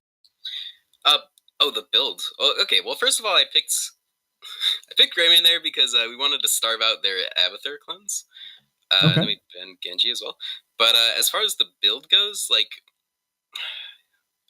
I mean, I've seen that build around. It's just like, it's whenever I'm like, I always have to ask the person, I'm like, what's the reasoning for it? Because like most people are like, I get more value this way. I just like to play him that way. So it's, everyone's a little bit different with their reasoning. I choose Q build when I think the enemy team's gonna like clump up. But if I feel like during the team fights they're not gonna be clumped, I just go the other one. It's really good at just keeping your W alive. If you don't get literally the whole build is just keeping your W alive, and that's it. But if they're gonna clump up a lot, Q build is the way to go. All right. Well, thank you so much, Phoenix. Well, first of all, congratulations on the day. You had a pretty solid performance over the course of it. One thing I will ask is the Valor build that you've been very, very fond of using, the Creed of the Hunter. Is that just a personal preference, or do you think it's probably one of the better builds to be using for Valor? I mean, generally, you look at what everyone else is doing. I looked at the last 6 games of the pros, not the recent games because I couldn't look those ones up, but the ones before. They 5 out of 6 of them they went W, and 1 out of 6 they went Q. I was like, that's interesting, but I just think that Punishment, that talent at 4, is a god awful talent. If you actually look at the numbers, it's plus 66 base damage. That's pathetic. The Lunara level 7 does 3 times that damage. You're telling me that you're gonna get 66 base damage extra? Who cares? I don't know. Besides Creed, it's really nice with Gloom because if you proc Gloom, you're gonna lose your stacks. You get your stacks back quicker. Creed actually does more burst damage once you have the quest complete. And you got to complete the Q quest anyway if you're going Q build. So, like, there's a million reasons to go Creed. It also allows you to make more space. You're a lot more mobile when you have more attack speed. So, increased mobility means you can dodge Anubarak E's, you can dodge Sonya Q's, you can dodge everything because you're just more mobile. Slightly, but it matters. Makes a lot of sense. So, just out of curiosity, we followed you guys a little bit throughout these games. There's a repeated map ban, and I'm just curious if it's just personal preference, if it's just because there's that one cheese that's just annoying to deal with. Like, is it just any specific reason, or is it just like it's just a map that the team just doesn't want to play on? Warhead, you mean? Yes, sorry, I didn't specifically say what map. I apologize. It goes unspoken, I guess. Yeah, one map. That one map. Like, literally, we just don't ever, like, if you limit the number of maps you have to practice, then, like, you can practice the other maps more often. So if we just, like, choose a map that we never want to play, it's just like, hey, let's make it Warhead, then, like, we only have to practice the other maps, which, like, really cuts down on, just the time we have to practice, the time we have to practice, we're trying to use it efficiently. Makes sense. And also, half the time, you can rely on your opponents to ban the map as well. Yeah, I mean, for sure, like, beyond that point is, like, very commonly, like, who doesn't ban Warhead? Like, when was the last time you saw it played? Like, I never. Oh my god, rare. Yeah. I watch a decent amount of China, so that's about the only time we get to see it, really. Yeah. Maybe in a best of 5 when it doesn't get initially banned, and then it's just like we've run out of maps. You got to get to a best of 7 usually to see it, the Warhead. That's actually very true. But Phoenix, do you have any last questions? Not too sure. I believe I'm fresh out of it, really. Well, that's all right. Just thought I'd at least ask you one more time. But before we let you go, Troy, 1010. Any shout outs you want to give before we let you go? Katie Cat, she works so hard for us. She gets all these awesome, amazing scrims, and she schedules, and we got a scrim like before this started. It was amazing. Like, really helped us get into it. Like, she's always networking and looking out for us, and it's like really cool. So she's the best. Oh, wonderful. All right. Well, thank you so much for the interview, and once again, congratulations on your win. And GG's. GG's.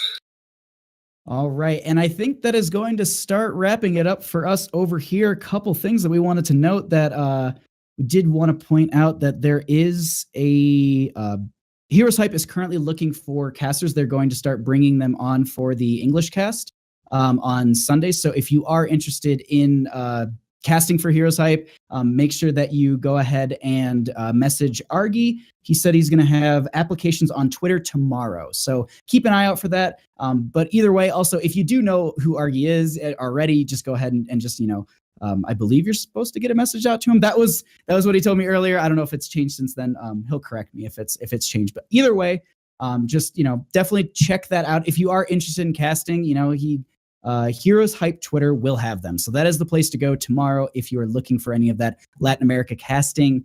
I do believe that is on Sundays. So that's going to be kind of wrapping it up for us. GL Phoenix, where can people find you? A lot of the time, people can find me just at my Twitter, GLPhoenix_. Elsewhere, I don't think I am too active anywhere else, to be honest. But yeah, the Twitter's usually where you can find me. Well, we'll definitely have to, we'll just make sure there's a mass following of him so that we can catch more of your casting, because it was an absolute blast to cast with you. I had so much fun. And for me, you can find me on YouTube, Twitter, Twitch, all at Facebook. It's all Bahamut Gaming. So just go ahead. If you enjoyed this, if you enjoyed, my casting, if you enjoyed GL Phoenix, actually, you know what? Just follow us either way. Just support everyone. That's the best bet right here. But no, we appreciate it so much. And just huge shout out, of course, to HeroesHype. They're the ones who put this on. Argy and Ball and Beast, they run all the production stuff. We just get to sit here and just, have conversations about Heroes of the Storm. So those guys, they do all the background stuff. You always have to make sure that you give a shout out to them as well as to HeroesHype. But that is going to be doing it for HeroesHype Amateur Series Week 87. I am Bahamut, your caster, co-casting with GL Phoenix, that's going to be doing it for us this week. Thank you so much. And we'll see you guys next time.